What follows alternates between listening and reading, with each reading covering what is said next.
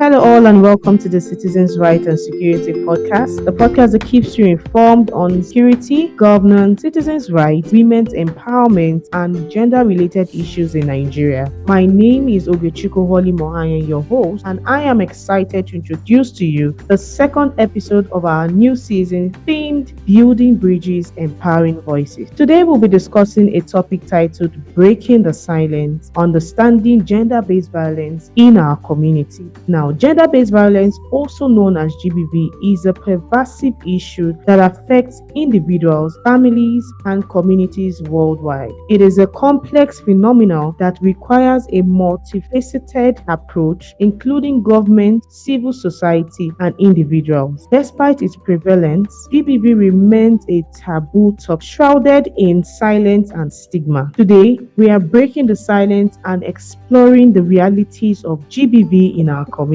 So join us as we discuss GBV prevention, its effect, and available response channels. By highlighting the progress made in addressing GBV and the areas that still need improvement, we aim to emphasize the crucial importance of combating GBV in Nigeria. In this episode, we will be discussing the experiences, successes, and challenges of GBV. We will also explore how PWAN, that is Partners West Africa Nigeria, has helped create a safe living environment and how we have supported beneficiaries in overcoming their trauma. To discuss this important topic today, I am joined by my colleague Nana Hawa Isa, a program officer at the Niger State office at P1. Nana has extensive experience working with GBV survivors and has been instrumental in developing and implementing programs that addresses the root causes of GBV. Welcome to the show, Nana Isa. Thank you very much. Good morning, Oge. Thank you so much for joining us today.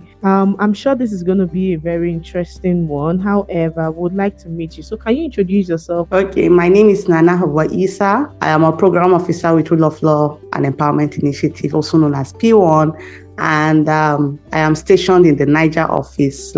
I'm like the team lead here in Niger. Wow. I'm passionate about inclusion, and I'm also passionate about citizens' rights. Yeah, that's very beautiful. I really just want to ask, what made you start your career about your involvement with gender advocacy? It's like always a background story to how you started and what gave you that interest. So tell us. Okay. Growing up, there was an incident that happened in my neighborhood. And even though I was a child then, but I could still remember it was a case of a molestation. I could still remember the whole brouhaha about the whole thing. And one thing that got to me was the fact that initially the girl's parents were adamant that they wanted to take the case to police. They would arrest the man and everything, but the way the whole neighborhood came together to say please and kept apologizing that let's go of this, and they had to let go. And the unfortunate thing is that the person was still in the neighborhood. But what I remember is that the family became very private. They don't allow their kids to go out. They are always locked in. This is someone that on a normal day after school we come out and play together and have fun together, but all of a sudden she's always locked in, and there is this a shield or an invisible shield that the parents build around themselves. It's as if they no longer trust the neighborhood. This is a safe neighborhood, but just because of this one single incident, there's no longer trust. So that was my first exposure to what that made me picked my interest. So I think with that knowledge of that was given to me then as a teenager, then moving on to work with Adolescent Health and Information Project as a peer educator. It now exposed me. I was a teenager then. I started working with Adolescent Health as a peer educator when I was 17. It exposed me to many gender issues in our society, even though it's not happening in the home, but it now jolted me that, okay, things are happening, injustice is being done in the society, women are being silenced, things are happening that women don't have the way during elections we see men who come out campaigning, vote for me. Women, I noticed that why is that I'm a woman and I can do anything that my brothers can do, but why am I being limited? Why is the society limiting what we can do. So that's what like triggered my interest into gender issues, and I studied law. Thank you. That was really beautiful. And of course, how you also grew up with that interest, that it even led you to studying law, to see that you really wanted to advocate for people, advocate for the rights of people in the society, in our communities. I must really commend you for that. Just speaking about that, can you tell us a bit more about GBV? What is GBV to you? Okay, GBV to me is when I go out and I talk about GBV, I start by saying, when you talk about GBV, I don't want us to shroud it in just, because the first thing that comes to mind is people say, oh, violence perpetrated against women. The example I give is assuming, just take this person, don't look at the person's gender. Let's take this person as a human being.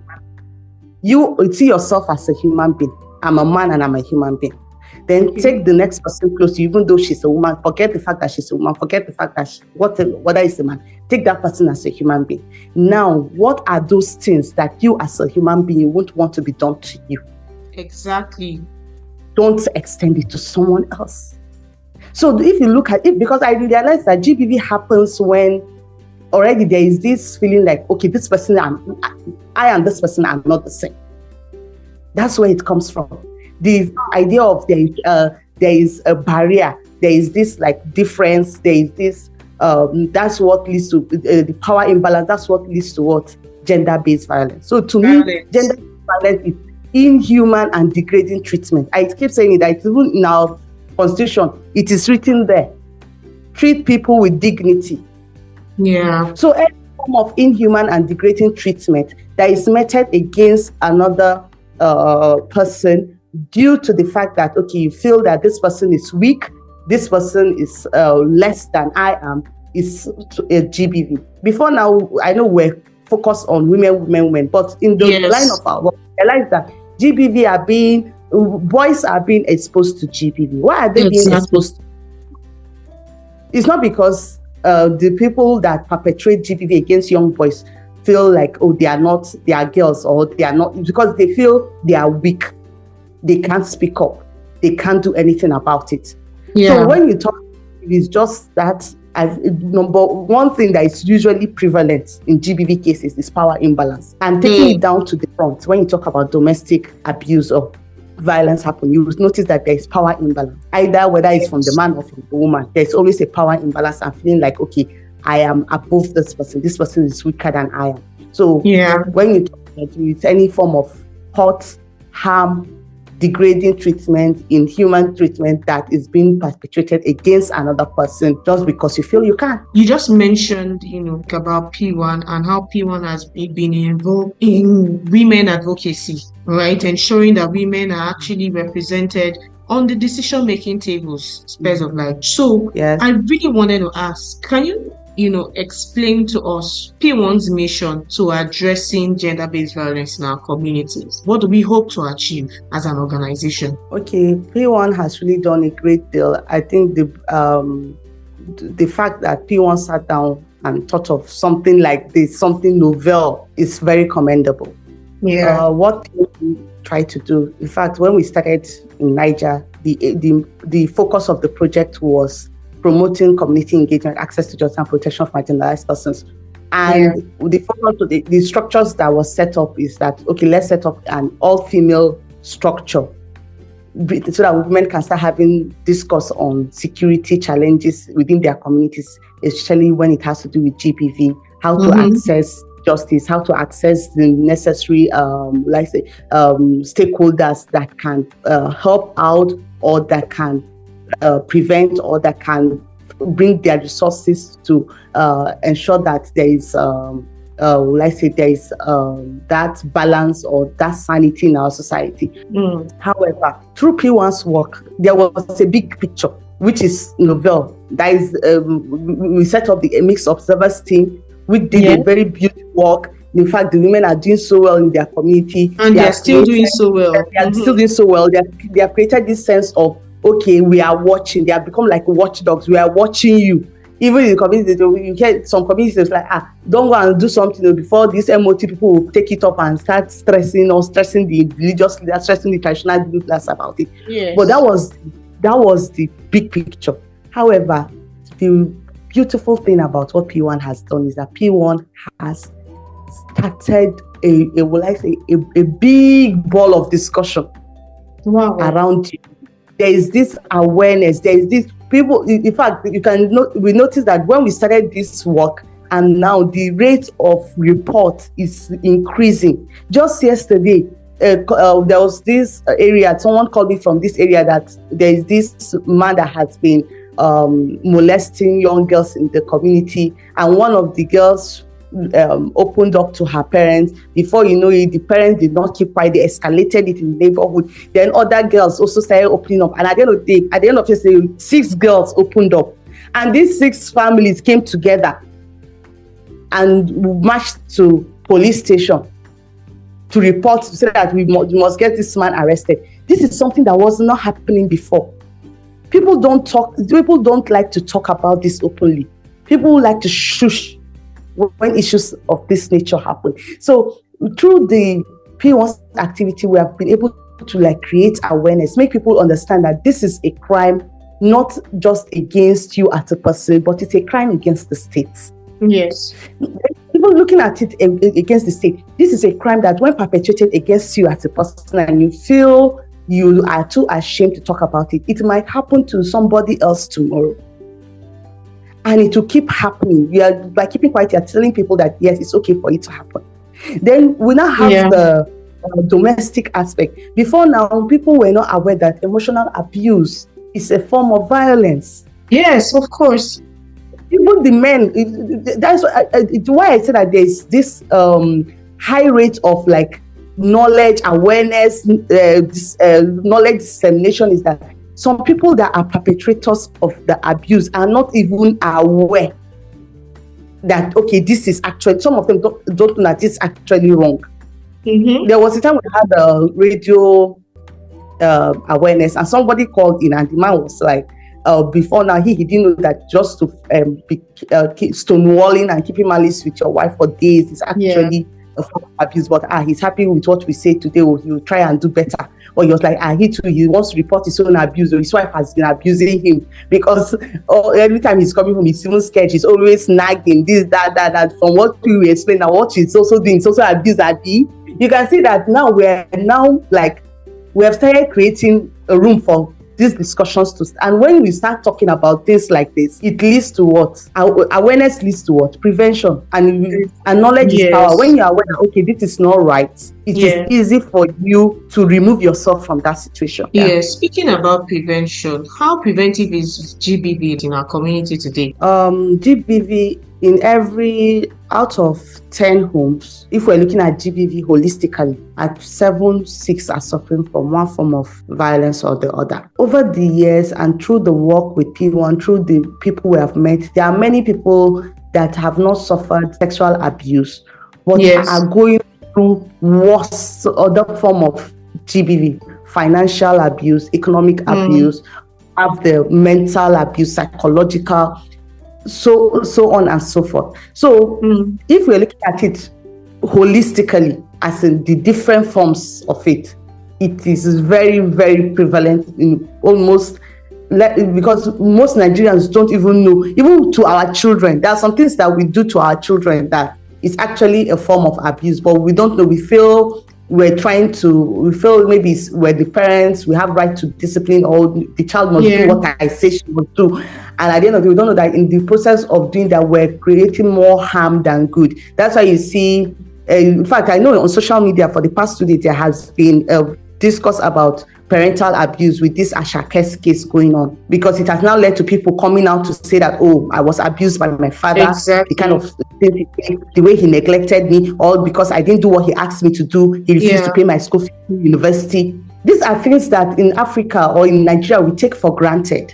Because this blanket idea that, okay, as an elder, whatever an elder does is right. Speaking about all of these that you've mentioned now, what are some of the biggest challenges that PWAN faces in addressing GBV, and how were you able to overcome them from your end, being the lead? And the biggest challenge I've encountered so far, I think, is what is call it, poverty in our society, because most times PBB cases that happen in places where the downtrodden are, where they don't have. So when they come to when they even want to fight for their rights, at a point they get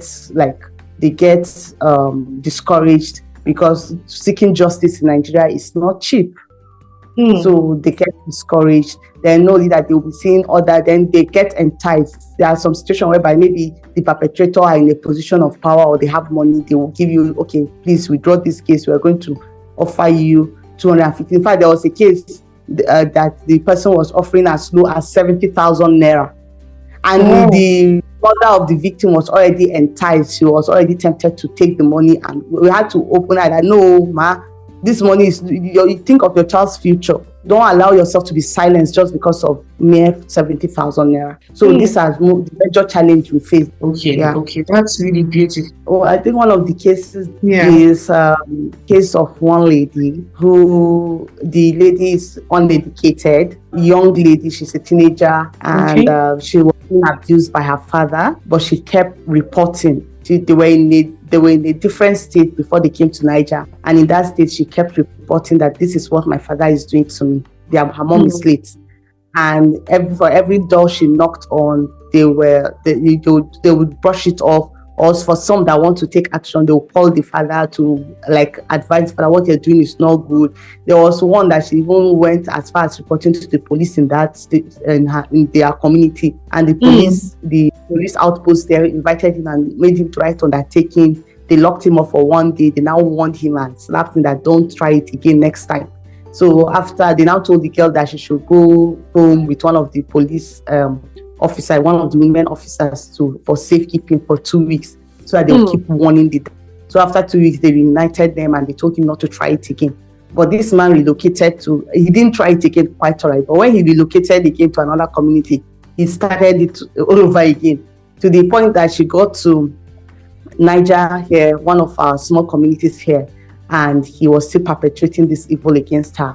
And the girl was able to run to their traditional leader to complain to him that this is what my father is doing to me.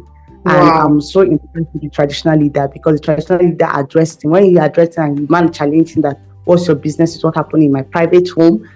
He didn't leave it there. He didn't say, okay, this man said, no, it's none of my business. Let me take my hands off the case. He went ahead to get people involved, got the police involved. Before you know, the police got PWAN involved. We were in the community.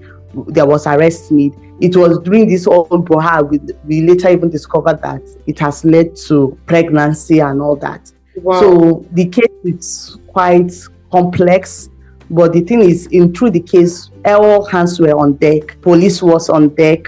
Ministry of Humanitarian was on deck. We brought in, we see the cooperation that happens when traditional heads stand up against, you understand, injustice. The traditional institutions were part of it. The Ministry of Men Affairs came in to help. So at the end of the day, there was so many aspects to it. Then there was issue of support for this young girl now. How is she going to cope? And the kids, how are they going to cope? Here I must commend our ED, Mrs. Kenny, she stood up and took the case as her personal case. I was so impressed, and provided the necessary support for the victims and all that. All right, thank you so much. We'll be going on a short break now. This has really been an informative and interesting session, but do not go anywhere. We'll be right back to continue our important conversation on breaking the silence, understanding gender-based violence, also known as GBV, in our community. Stay tuned and we'll dive back to discuss what we have in store for this season and this particular episode.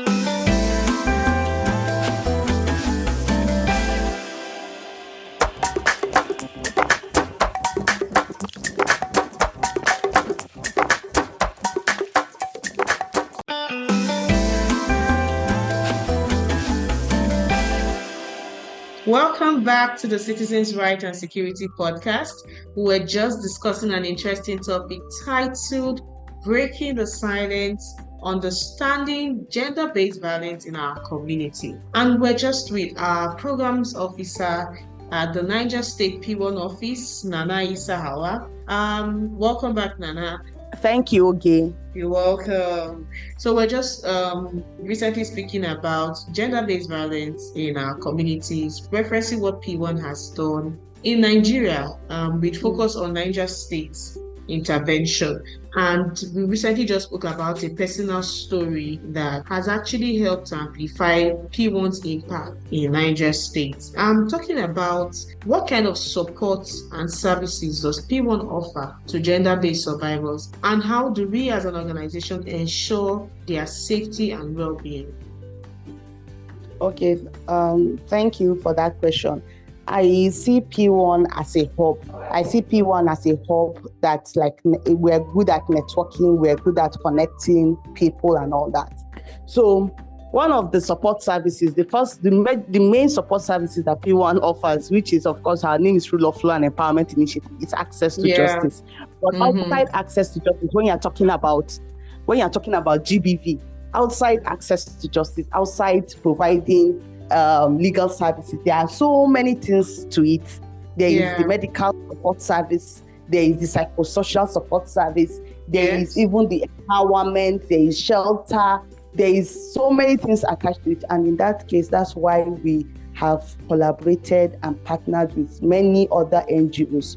We have our partnership with SAC Center, that is the Sexual Assault and Referral Center. So when the cases do come up, they can get free medical support as when it happens. Then we also have our collaboration with the Nigeria Police Force, so that because they have the Raiwa clinic at the police clinic where they also offer medical services, and the police also can come in a case whereby the perpetrator needs to be apprehended. They can come in to help and to also do their civic duties. Then we have also partnered with the Ministry of Women Affairs and Social Development. This ministry, they have shelter, DV shelter, that is domestic violence shelter. The shelter offers for people that are running away from domestic abuse or somebody that needs safety until we can find a permanent space for the person. We usually refer the person to the Ministry of Women Affairs, and they offer their protective services. Then we also have the Child Rights Agency.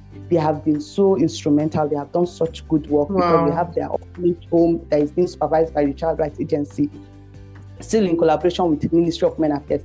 The Child Rights Agency have, in fact, they not only provided their psychosocial, their shelter services, they also have their counseling unit where they offer psychosocial support to victims of domestic violence. Initially, it was all about refer kids that have suffered violence to them, so that they can help the child through trauma. But with time, because of the kind of cases we keep getting, they now even offer their support to even adults that need psychosocial support through their counseling. Talking about, our support and services we render, can you walk us through the entire process? So, for example, now, when an information is gotten across to the Niger State office that there's a case of GBV, what is the process like? How does PWAN come in? From the initial contact to the long-term support, can you walk us through it? Okay. When a case is being reported to PWAN office, that something depends on the nature of case. If it's a case that we need to handle, there are some cases that you need to stand up immediately to follow up. Then there are some cases that you need to maybe give a time and date that, okay, this person can come down to the office. That is those cases that are not so, maybe the victim is going through emotional abuse and she wants to be counseled on how to address the issue. Where can she go to? That one, you can refer the person to come to the office on so date by so time, and we'll have the conversation to know the nature of problem the person is going through. But there are some cases whereby somebody will just call us and say, oh, there has been a rape victim, or they just saw someone collapse on the road and they feel the person is, there was a case that they called us that, oh, they saw somebody collapse on the road, the lady is bleeding, they don't know whether the person was raped and she was dumped on the roadside. In that case, you need to be proactive. Immediately that happens, what I do is we'll check which area and what is the nearest police station to the place. So we have good partnership with the police. Immediately we know the nearest police station to the place, we'll tell the person that made the call, can you move this person to the nearest police station? We are meeting up here. But in some situations, some people are scared. You know, Nigeria, the way it is, some people are scared to even touch or to move the person or to go engage with police. In that case, we'll say, okay, we are coming. So we'll move to the nearest police station to the place to make a formal report that something like this come up, and we need a security detail to go there to find out what's going on. So we go there, and from there we know, okay, if there is a need to make arrest, if there is any, or if then first is the victim. We need to look at how to save the victim. So immediately we get to the nearest police station, or immediately we move a police to the victim's place. We'll be able to pick up the victim. Next, we move to SAC. SAC, yeah. Yes, we go to SAC. So when we get to SAC, even though SAC are doing a good job, but you know, at the end of the day, every government institution has its own shortcoming. Maybe SAC can tell you we can offer this, we can offer tests, but there's this test that is important to be done, and it costs a lot. Maybe it will cost more, and it's not in our coverage. In that case, PWAN will have to also come in to see how we can get the test done without relying on SAC. So we get all the necessary things done to make sure that, okay, the person is stabilized, the person is okay. Then now, one thing we now do, which we don't do, which we cost, has cost us a lot in the past, is when we take cases to the hospital, when we go to hospital, as in when we take violence cases to hospital, the nature of evidence, the way the evidence are being reported in the doctor's report. Yes. The doctors, because they are not lawyers and they don't really know about law of evidence, they don't know what to put in there or how to explain it in such a way that it can stand the test of evidence in court. And that has marred our case. You come to court, then because of the evidence, or maybe the doctor's report is not well detailed, or he didn't capture this, he didn't say the doctor's report just said, and maybe the doctor's report just said that there's trauma, and they describe, okay, do take this drug, do this test. But the doctor's report did not give a descriptive explanation of what actually went down there. So the case will fail. So now that we know that whenever we are getting a doctor's report and we are involved in a case and we were at initial stage, we inform the doctor, please, this case might go to court. So in making your report, can you be more detailed? Can you add this? So that everything you see, I don't want you to leave anything out. Because what doctor is thinking about is survival, as in how to save this victim, how to give him the necessary care and health-wise. But he's not thinking of, okay, where are they going to from here? Are they seeking justice or not? The doctor, that's not his business. Yes. So we need to bring attention to that. We have done that in many cases. There was a case in Lapai. In fact, when they brought out the report, we were not comfortable with the report. We told them that, please, can you write the report again, because we're taking this case to court. The case is not, as in your report is not detailed. You are just telling us that you told her to go and do tests and you gave her these drugs. But what happened? What did you see there? Is there bruise? Is there hurt? Was there blood? What other residue did you see? You didn't write it there. So these are the things that we do. Then next is now issue of seeking justice. Some people want to, some people don't want to be honest. There are some people that, in as much as this is a crime against the state can't do much without the nominal complainant, that is the victim's family and the victim themselves standing firm. Because it's another thing, yes, you can go to court with what you have, but it depends. Your this thing will be weak, because the victim, the judge might ask that they want to the testimony of the victim, or if not testimony of the victim, eyewitness report, or doctorship. So without the victim and family coming forward to say, okay, we're going to stand for justice for our child, our loved one, it's quite difficult. So this is where another challenge comes. Some people, after a month or when the child or the victim is getting better, they feel reluctant because everybody wants to move on, whether we like it or not. GBV is traumatic experience and nobody wants to be reliving this experience. So telling the person that you have to be coming to court or you have to come and do this, you have to come and do that can be daunting and they don't want to do that. So this is where PWAN also comes in. What we have been doing to mitigate that is that, okay, we say that, don't worry, we're going to be a bridge between you and the courtroom. So you won't need to come to court until you are actually needed in court.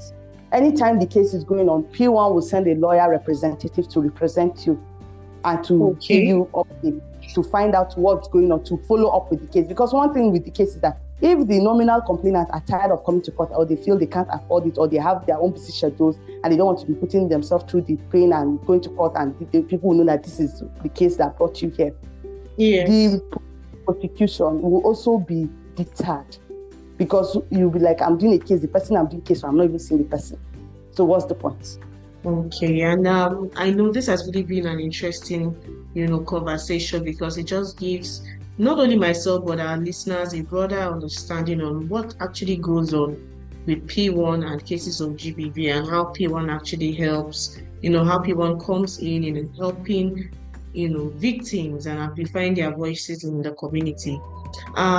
What can our listeners do to support PWAN's efforts to addressing gender-based violence? How can they get involved in creating a safer society or community where we find ourselves? So what role can they play? What are the key information they need to know? Is there a number to reach out? Number one thing, we have our website. You can always go on our website, see the work we do. There's even a place for you to donate because at the end of the day, the Nigerians say soup because there is the funding for us to do all this. And how this public can support is if you can even amplify what we do. We have our website, we have our social media handles. Let people know that, okay, there's something like this going on. There are people like this that are doing something like this. Whenever you know that PWAN has a podcast going on or a program going on, amplify it so that people will be aware. As I say, knowledge is power. So, and people should be more supportive. This one now, I'm not talking about even towards PWAN, I'm talking to our fellow human beings generally. We need to be more empathetic. We need to be more supportive. Don't look at it like, okay, this has nothing to do with me because it has not happened in your household or it has not happened to you. We should be our brother's keeper. So when something is happening, when you see injustice, speak against injustice. I think that's what PWAN is really about. As in, we're an organization that is heavy on when you see something, say something. Don't just keep quiet. What happens? People don't go to authorities to report. They sometimes confide in the closest person. In family, friends. So the era of just be patient or it will come and go, it's over. Try to give that person the support and another. Yes, oh my God. Thank you so much, Nana, for joining us, for this beautiful episode. And for the incredible work you do in supporting GBV survivors as a PWAN staff. Your expertise has truly shed light on the realities of GBV and the efforts needed to combat it. And we are so grateful to have you part of the team at PWAN. As we wrap up this important conversation on gender-based violence, GBV is not just a personal issue. It is a societal problem that requires collective action from individuals, communities, and institutions. Through the work at our organization PWAN, survivors are finding the support they need and awareness is growing day by day. If you or someone you know is experiencing GBV, help is available. Let us continue to work together for a future free from violence. Before we go, we want to also thank our amazing listeners. We are grateful for your engagement and support. Your commitment to creating a more just and equitable society is what drives us to keep doing this work. If you liked this episode, please be sure to subscribe to our podcast and leave a review. Your feedback helps us improve and reach more people with our message. Do not forget to follow us on social media at Partners Nigeria to stay up to date on our latest episodes, news, and events. And if you're interested in learning more about PWAN's work or getting involved in our initiatives, visit our website at www.partnersnigeria.org. Thanks again for tuning in. We will catch up with you on the next episode of the Citizens' Right and Security Podcast. Bye and have a great day.